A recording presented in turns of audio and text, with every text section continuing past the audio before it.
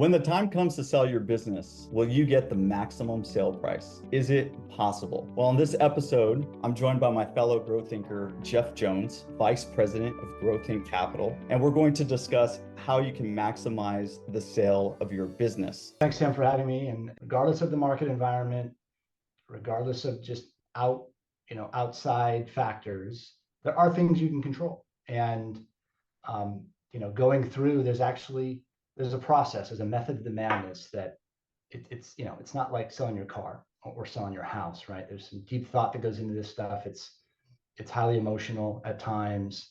Maximizing value is not easy. It's just not all about the numbers. There's a variety of things we'll talk about, I hope, today, and kind of dig in. So, would you like me to kind of go through maybe? Yeah, well, let's talk right off the bat for the audience member that has been considering an exit. They know it's imminent. It's coming. It's coming for them. They may be all of, let's say, 3 to 5 years out, maybe a little more, maybe it's a little more immediate. And they're starting to source information on how to get out. And of course, they want to maximize the sale of the business.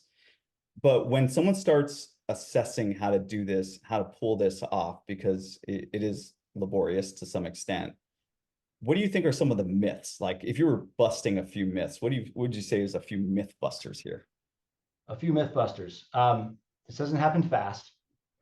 There isn't a magic list of buyers that you potentially could approach that are all going to say yes. Not everybody's interested in buying your business, right? And even though you may have done it before, or you may think you have the right knowledge, it's always important to prepare and understand what you're getting into. And so I think oftentimes that, like all of us, right, ourselves, our businesses, whatever, we think it's more valuable sometimes than it actually is from a market participant. And gaining high valuations, there's a lot of factors that go into that. I'd love to get into some, but those kinds of things are super important to consider. It's not easy. So, it's not easy. Myth number one, that it's going to happen overnight and that you're going to get what you think your business is worth. And there's a series of people just lining up waiting to buy your business. These are a few myths. When we talk about the levers of value, everything always goes to EBITDA. What's your EBITDA? And what are the multiples of your EBITDA? That's probably the first conversation people start to have. Or they think about top line. They just think, hey, my business is doing $7 million or $70 million, and it's got to be worth close to that. How does someone even start to wrangle that conversation and wrap their head around what their business is worth? And let's start with multiples and net. Yeah, I would say that in 19 years of doing this, now more than ever, the entrepreneur, the owner operator is educated. And there's a lot of tools out there, and I highly recommend everybody do this if they're considering that, to get smart, obviously in your industry, who the competition is, also what's going on out there in your market. Are other companies selling? Are buyers circling? Oftentimes in an environment like this, you have actual buyers, which we call private equity funds, big funds out there that are out looking for opportunities to invest in and acquire.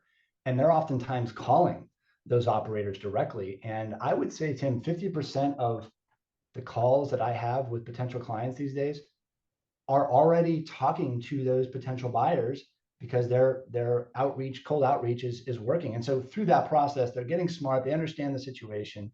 But there's a lot of different kind of nuance and key factors that go into this thing when you think about what the business is valued, and understanding, again, from specific fundamentals around the business and financials, that does matter most, okay? We can go through a lot of different things to how to propel the valuation, maximize it over time, but that fundamental foundational element of the business always comes down to financials. And so understanding what market valuations apply, what multiples apply to your EBITDA, and maybe in revenue, things that go into that are growth oriented for the business, looking at competitive advantages and differentiation, uniqueness of the team, any intellectual property, customer concentration, and generally just overall brand. What are you doing differently and how are you doing it? So those things come in. But when the entrepreneur is more educated than they've ever been, they're knowing what I think if anything, yes, maybe your expectations are more realistic, but oftentimes they're still unrealistic for various reasons. So that's kind of what we advise people to do. And oftentimes we're providing that kind of advice, but we're always encouraging folks to say, go look at these things and come back and let's have a discussion around what you found and what you understand and what's possible. Okay. So let's run a scenario. Let's get Jeff Jones in real time here. Yeah. So let's say I own a business and we're doing $25 million in revenue. Great. Top line, and 5 million in our EBITDA. And we've been in operations for 15 years, and we're a food manufacturing company. We make, let's say, cookies. We're a cookie manufacturing business. We do very well. And we have all of, let's say, 50 to 75 employees at any given time. And let's say my partner has said they want to retire, and we're partners in this business. How do I get out? And I'm asking you this to see how your brain thinks and where you go to first. So I'm coming to you and saying, Jeff, I think it's time to get out. My partner wants out. We've been doing this for 15 years. I'm okay selling. I might be more comfortable staying in the deal a little longer than he is, but we don't even know where to get started. Yeah. How do you address that? Yeah, well, I'm glad you teed up a perfect ideal client, Tim. Thank you. And the good news is I've actually been in food manufacturing before. So in this situation, I'm going to take a step back and it's with those guys, because I likely 15 years into it, it's become their life. They've been successful. Congratulations on what you've built. But let's first look at what this means to both of you. What does it mean for you personally? What does it mean to your family in terms of the exit, right? Because it changes your life. It's not just about the money, it's what happens to the business and what happens to your time and what happens to your company. And so that is kind of the qualitative scenario for customers to understand, clients to understand is okay, this emotional level here of what do you want out of it, right? Is it succession, legacy, people, brand, right? All these things you got to consider. And so I sit down with those partners and those answers might be completely different. And so that's where you got to start. Understanding that kind of personally, why does this matter and how does this impact you and what's the ideal scenario you're looking for? Great. And then you got to have a plan and an exit strategy to go out and accomplish, right? So that's piece one. And that actually takes maybe some time to figure out together why, you kind of have that clarity around that before you actually enter the market. And two, it's before we get into structure and what this means is we got to understand what the business looks like in market. So preparing for things. Do you have your house in order, well in advance of that exit event? I'm glad you mentioned 3 to 5 years, because that gives you time to clean up your financials and your tax returns. It makes sure we can kind of dig in. Do you have the right internal SOPs or corporate governance and automation required? Are you, as the owner operator, are you guys essential, right? Can you take a step back from day to day? Is there a management team looking over things for you? And is that something where if they extract you from the business, it's still continue to move forward as is? And just kind of over time, figure that out. And one thing it's really important for people to understand, it's about telling the story of the business in a compelling manner, not just what you've done in the past or what you're doing now, but where you're going in the future. And that future story is critical not only for maximizing value, but I think for helping structure a scenario like this where one partner stays in, maybe one stays out. Either way, chips are off the table, understanding what that plan of attack is going forward. So a lot of people don't realize if I'm selling my business, they're not necessarily thinking about what the business will be doing in 3 to 5 years, but that's clarity you need to have as partners. And I think when you go through this decision-making process. So, with that said, the timing is critically important. Understanding the market environment around you is critically important as well. And then we can kind of go into some technical stuff around structure, but what you've kind of highlighted, Tim, as the ideal prospect here is that it's possible. It's possible for one partner to take a step back completely and exit. It's possible for one partner to take some chips off the table and continue with that business. And we can go into some of those details. But again, it's really important to clearly understand what you guys are looking for out of this all in. And then we build a plan according to that goal and milestone to the future. I love it. So you're starting at the qualitative level because the numbers are the numbers. We always say Yeah. the art and the science being the technical elements, the financial model, how the data is moving throughout the business, but the qualitative is really the internal art, which is what does this mean to you? What kind of legacy do you want to leave? What about your employees? A lot of these Yes. business owners are owner operators. They maybe have started this or took it over from their grandfather. There's a lot of emotion tied Yeah. into the deal. How does a business owner, do you have any frameworks that allows a business owner to really process their emotions in this?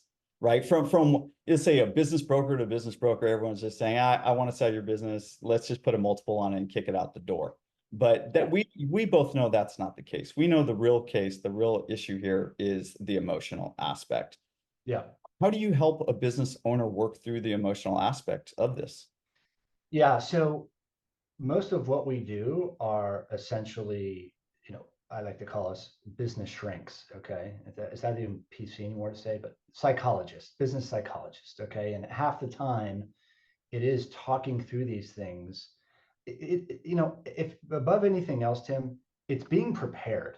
It's understanding what can happen and well informed going into it. So there's no big surprises coming out. The surprises are what is kind of what triggers the emotion and one way or another, and that's the key. It's you got to make sure everyone's expectations are aligned, and you got to educate your client, you sir, as to what might or might not happen, so there aren't huge curveballs. Now with that said, some of this is out of your control, but the preparation to me is key, because those emotional things will come up. Now there are ways to gain comfort knowing that we can find the right fit that will take care of your employees. We can find the right partner that is focused on your brand legacy or business legacy.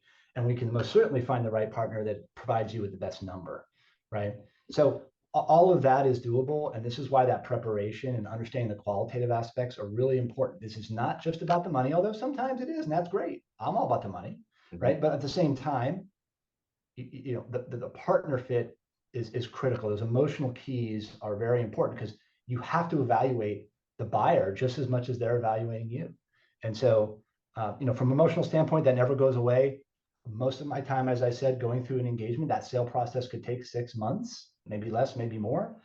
And there's kind of like a hand-holding, process here where we're talking all the time, Tim, and we're talking about every move, and we're talking about how it impacts things, and we're making sure that that buyer doesn't understand our customers, and we're not trying to tell people within our organization yet. Right? All these types of scenarios, we kind of guide every step of the way. But again, it just comes down to clarity, expectations, and preparation, and getting comfortable with what's about to happen. And I think if the client is, again, you can't just completely shut out the emotional side, but at the end of the day, I think that clarity brings comfort, and it just goes much smoother through the process. So how important would you say it is for a business owner to find a partner like a Jeff Jones that they gel with, that they vibe with, that they have some common ground, that they have trust in, versus trying to find a transactional partner? How important would you say that is? Yeah, that's a big deal. I think because you become very close to that process, trusted partners, absolutely. You're going to go through maybe one of the biggest events in your life, definitely the biggest economic event in your life, right? And if not, kudos to you for prior ones. But and this impact creates this need to trust who you're working with, but also like who you're working with, right? You want to win together, and I think that's something that we're big believers of at Growthink. And also want to comment on the fact that we're not just transactional experts. We have this business growth engine that we built our brand around, that I think allows us to see a business and the people behind it differently than just saying, here's your multiple, let's go out, sell the business and broker it. That's not how it works. There's so much nuance, and there's deviating paths through. But listen, we're going to talk, Tim, probably when times are, when the process is kind of heavy and there's in action, there's a lot of energy, we might talk every day. And so you're going to lean on me for things. I'm going to lean on you for things. That mutual trust has to exist. We have to like each other. We're going to meet a lot. You have to be comfortable with me representing you in certain situations. And so, yeah, it's like everything else. You want to like the people. But most of us, again, it all has to come around this idea of winning together the right way. And, if that does work out, it should take care of itself. So going back to my cookie scenario, my cookie business here, who do I need to be as a business owner to be a good partner to you? Right. So often we're saying, Yeah. hey, I need you to be this thing and do these things by this time and get this result. But very often as the business owner need to bring something to the table. What should I be prepared to bring to the table? Oh boy, that's a loaded question, my friend. So first off, again, realistic expectations and patience. Have faith in the process. Have faith in the process. And so those are the ones that jump out. But as a business owner, I always tell my clients that of all the things we can do here, the one thing, aside from what I just said, that you can help us with is to continue to do what you do. Continue to focus on the business. Don't let this completely distract you, and get us those growth milestones. Keep throwing the ball down the field. Keep moving it down the field. Get to those touchdowns. Get to those big wins and scores, so we can take that and use that as leverage in the market. That's your responsibility. You focus on the business. Keep doing what you do. Don't have a big letdown, right, or distraction, and let us do everything else. So it's really those things.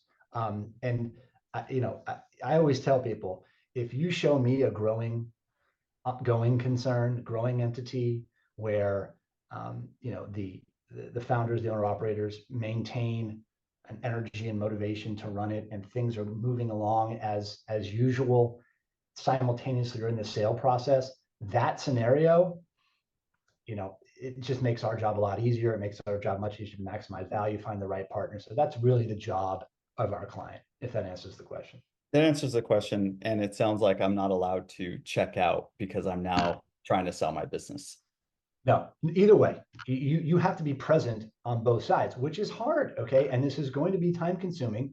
It's going to be a lot of pressure. And so you still have to run the business. That's what I said earlier about, hopefully at this point, you've made yourself a little bit more non-essential. So maybe there's an active COO running the day to day, and you have people that can help, with some problems and things of that nature, but you're always going to be the strategist and the key decision maker. That shouldn't stop.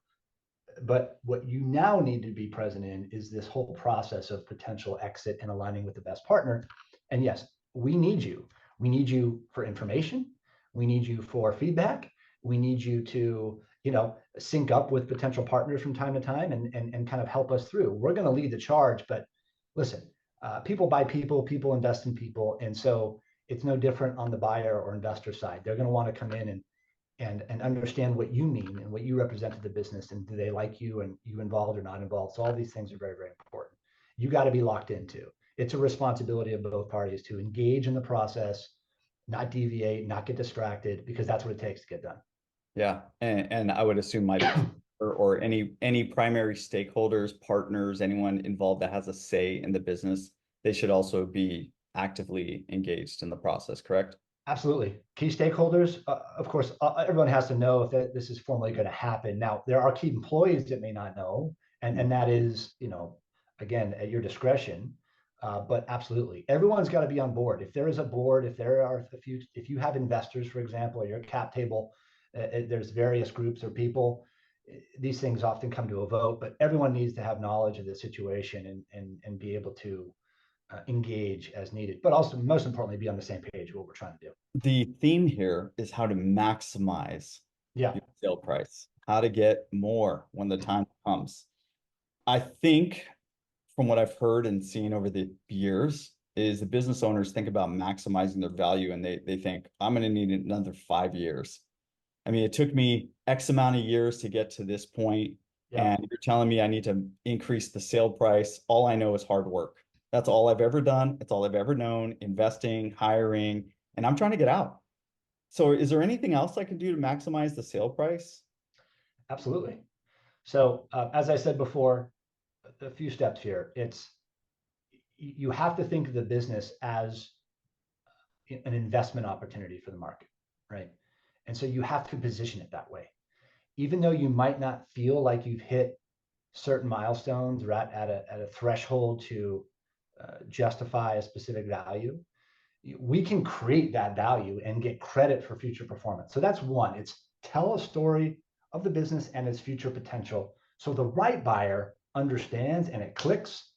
People are willing to pay premiums for that kind of synergy and that kind of fit, right? Mhm. The other thing is you got to run a process, Tim.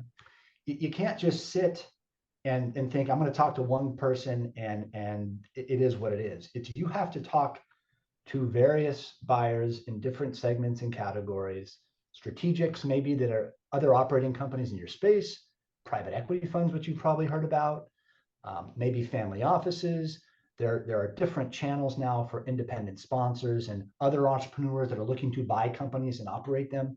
So you run a process to gain some kind of market knowledge and proxy of what's going on out there, how people value you, and then you get enough people excited to create FOMO. Okay, yes, a 45-year-old man can say FOMO still, right? It makes sense. Everybody knows what I mean. In the marketplace to leverage that energy and that competitive process where I have 2, 3, 5 buyers now in the process and engaged, and maybe we get 5 offers or LOIs in that scenario. Well, guess what I'm going to do as your banker? Once we have multiple offers, we're going to leverage one against the other, and we're going to be able to maximize value and drive up price that way as well. So all markets are good markets to sell a business. Okay. It just depends on your strategy. So you run a process and then you align with the right partner because that right partner will see the strategic synergies. They'll be, it'll be a really good fit all the way around. And they will offer that premium price that you are aiming for, even though the EBITDA multiple or revenue multiple or some issues fundamentally that might not, represent that valuation. We see it all the time.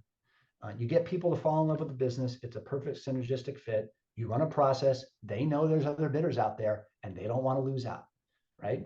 All of those things will definitely generate a lucrative outcome, and more than maybe the expectations would say going into it.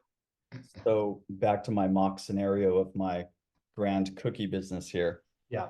Who would be a strategic buyer? How do you approach thinking about strategic buyers and strategic fits? Yeah, that's a good question. So in your case, cookie manufacturing, I'm assuming it's branded, right? It's like a Oh branded yeah. cookie Oh, yeah. play. Okay, beautiful. So obviously, other food brands in this line would be a good fit. Maybe competitors, maybe ancillary type of verticals in the space. Maybe you have, I don't know, a cheese business that wants to get into cookies or baked goods, things like that. So it could be a conglomerate of businesses that they're just in the food industry, generally speaking, and look at food brands. Those are the kind of strategics, generally speaking, where you want to be focused on. So think about your category, the companies within it, and then expand from there. And there's some creativity around that too of, what could be a synergistic brand or what could be a synergistic operation. So those are the strategic sides.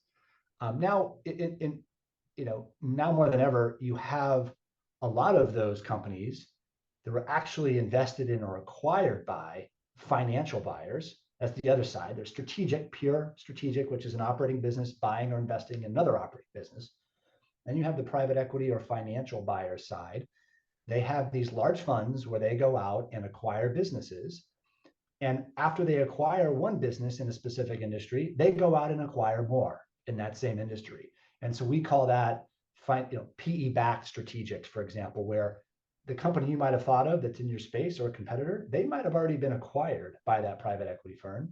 And that's the kind of fund you potentially approach for the deal because it's kind of a hybrid. You get the financial and the strategic baked into one. And so, that's how we think about it.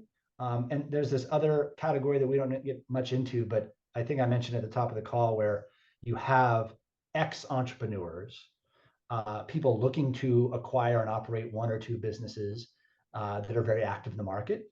And that could be a great fit for you too, because they might understand the space. They might be a good partner, and they might have to go raise the money to do it.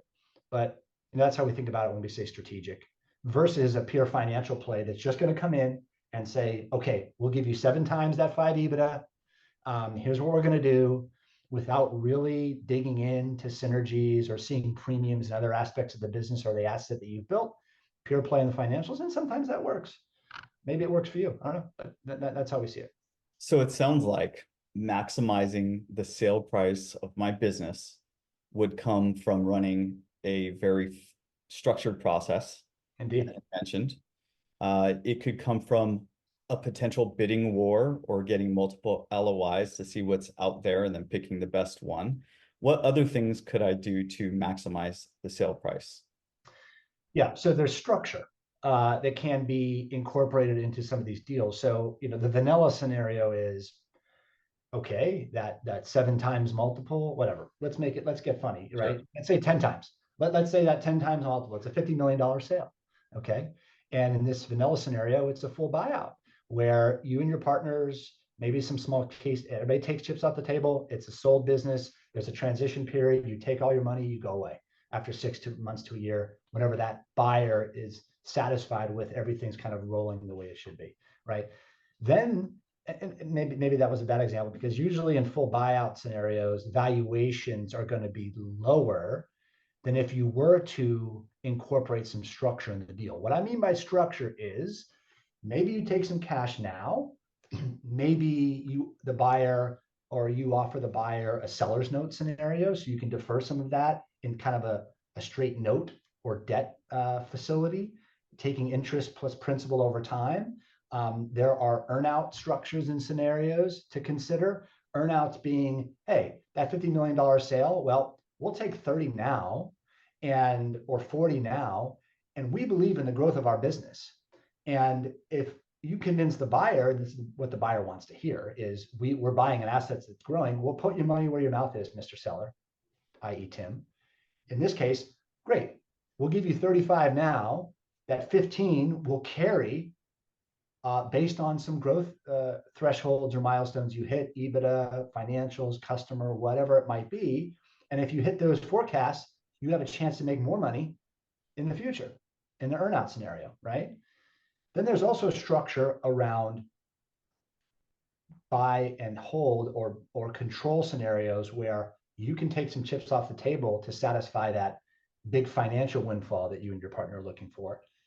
And if you really like the partner and the buyer coming in, you might be able to roll some equity.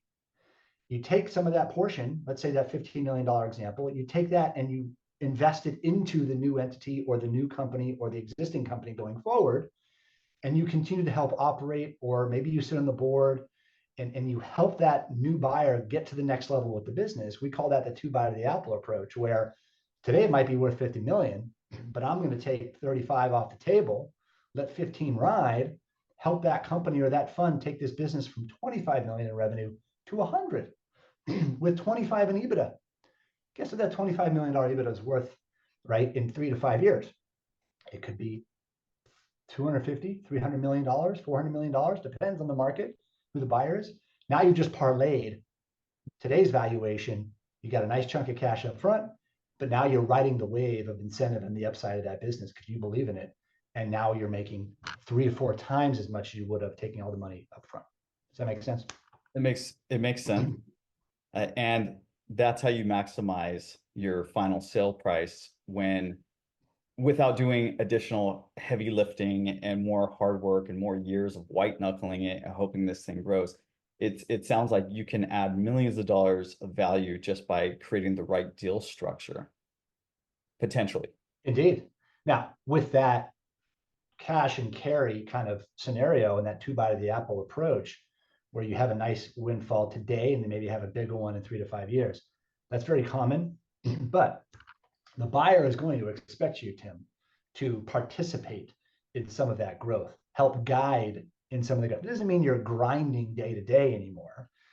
You could think of it maybe as a semi-retirement, or maybe you're in it full time and now you have a boss or an employee. You're an employee now of the business, and you're focused on an area maybe what you enjoy or you're really good at. It could be something like that. It's not just going to be go away and we'll come back to you when I provide another $50 million check. It's you got to earn it a little bit. But that is something that I think is going to be fleshed out very clearly through the negotiations and through the process and due diligence and everything considered. Yeah, it feels like there's more value that could be extracted from more deals if they just put it through this lens. Totally. The two bite of the apple scenario is something that's, by the way, very strongly regarded in the private equity world. Oftentimes you see those types of deals. Why? Because if I'm buying and I'm investing in the business, I want everybody to be incentivized to work together, right? We want to share in that upside. And so the best way to do that is to put a very attractive chunk of change at the end of the rainbow in maybe a 3 to 5 year cycle where everybody wins, right? So less possible with the strategic, okay?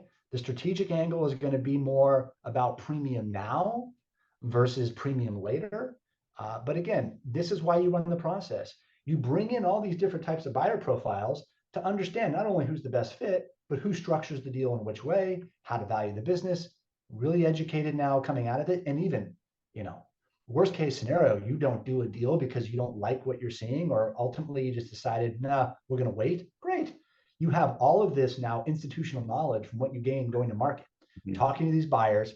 And 3 years later, you're just dangerous because now you know exactly what you have to do to get to a certain threshold, exactly the kind of partner you're looking for. And now you have all these relationships to go with it. So next time you go to market, hopefully you call me, but you're going to be in a position to go out and knock it out of the park because of what you learned through the first. And that's the worst case scenario. The fact that you wouldn't sell the company in that time.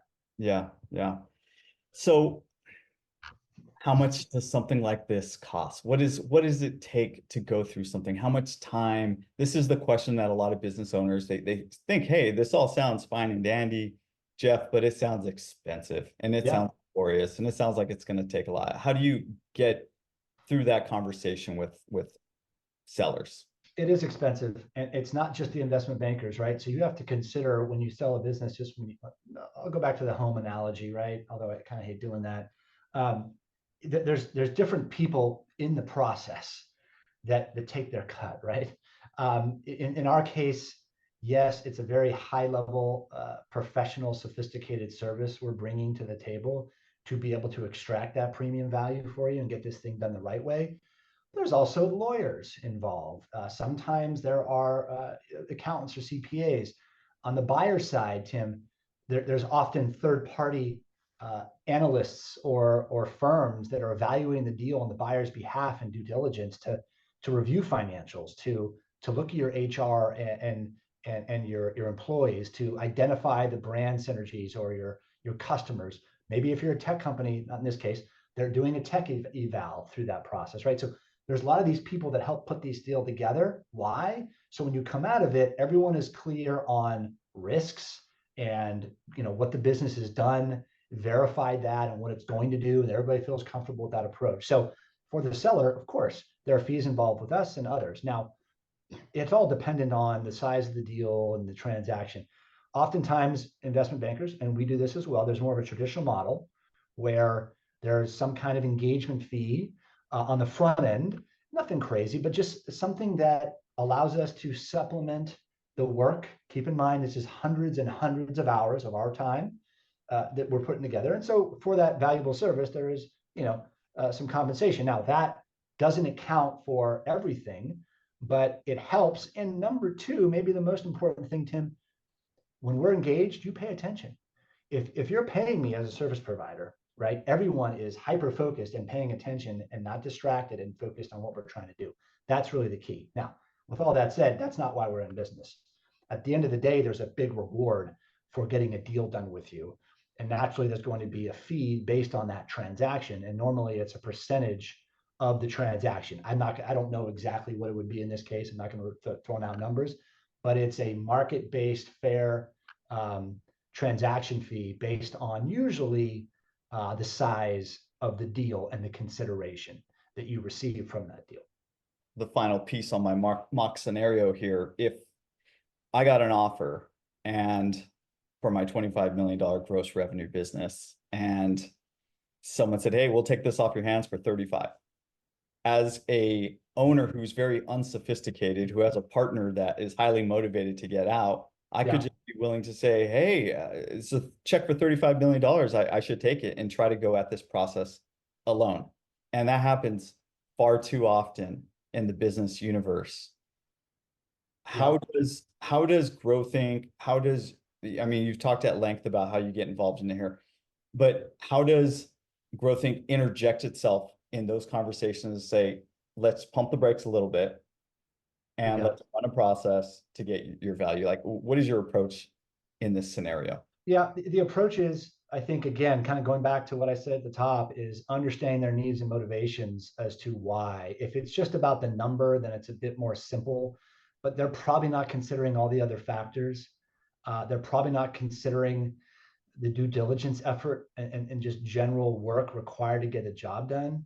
It might not be considering the type of partner. And so, you know, listen, sometimes that does happen, but if one partner wants out in this scenario, you might want to stay in, then we should talk about those structures do exist and what those scenarios potentially could bring to the table. Again, I understand if you want to pull the trigger, but just first understand what you're getting into and what that outcome might look like before you do it. And that's not going to hurt your deal in any way. And you do that behind the scenes with a group like us. So you go into, even if you stick with that buyer, right? Let's just make you smart. Let's get you to a place where you have the ammunition. If you want to go by yourself and go at it yourself, let you put you in a position to be able to get a deal done and maximize value if that's the case. So, you know, again, it's kind of going through the process I highlighted earlier. That doesn't change. Um, you know, at the end of the day, depends what everybody wants, find the right buyer. But, you know, if you have one buyer and you're focused on one buyer, aren't you eventually going to question what else was out there for you? And so let's just take a little bit of time to make that consideration, because again, that's what's prudent here, right? You want to check all the boxes. You want to do what's right for the business, yourselves, your family, and you know, if 35 is what you want, great, but we could probably get more. Well, if there's ever a better way to end an episode, I think it's on that. Yeah. Uh, Right. how do the good folks out there get a hold of you and find you and work with you? Yeah, so we have different channels. Obviously, a lot of relationship based business that we do. To my point about some of those third party providers, we work a lot with wealth managers, lawyers, CPAs, those types of channels, and those clients. We have a fairly strong digital marketing platform and brand that we've built over 24 years in business, and so we pump out a lot of content, different channels we engage our customers and clients with over time. That's another great way, and just generally speaking, you know, we try to be out there. So um, we love evaluating opportunities and talking to business owners, and that's really the best part about my job here and why I've been doing it so long, is because every day you meet someone that has built something, or employing people or innovating, and you're talking through the different, you know, steps and scenarios and ultimately exits, and it's very exciting. So, you know, we're open to having conversations with anybody if they're looking to do this, and even if they're preparing, as you said earlier, if you're 3 to 5 years ahead, let's have that conversation now. Let's talk about, you know, where your business needs to be in 3 to 5 years to hit targets, and that's a big part of what we do as well. So there's a lot of conversations with entrepreneurs every day that don't engage immediately, but it's just kind of that preparatory type of stage they're at. And so, you know, getting on the phone and having conversations, that's really it. This all can't just be done in email. Love the face to face, but it's really the conversations that are key to really understanding people's priorities. So if someone types in Jeff Jones at Growthink on the internet, they're going to find you. That's right. They'll find me. They'll find my nice little avatar there on the team page. I think you're on as well, Tim. And yeah, can contact me directly, call the firm, email direct. We're always open to those conversations. And I will say that this firm is somewhat flat, right? Where a lot of our people have been together for a long time. My core team has been together anywhere from 8 to 12 years. I've been here 19, and so you talk to the core people, you talk to senior leadership, you're talking to me in these types of scenarios, and you don't get handed off. We're a small group, and that's why we do it. It's because it's kind of that intimate level of working together, but also we think that's what that lower middle market client likes. They like that family kind of feel, that entrepreneurial kind of feel. and it's me and it's our team who've been doing this for a long time that are talking to you. In terms, there's no filtering mechanism. So yeah, we're very open to those conversations. Even if they don't lead anywhere, we're happy to talk. Cool. Thank you very much. And we will see you on the episode. Enjoy. Thank you. Appreciate it.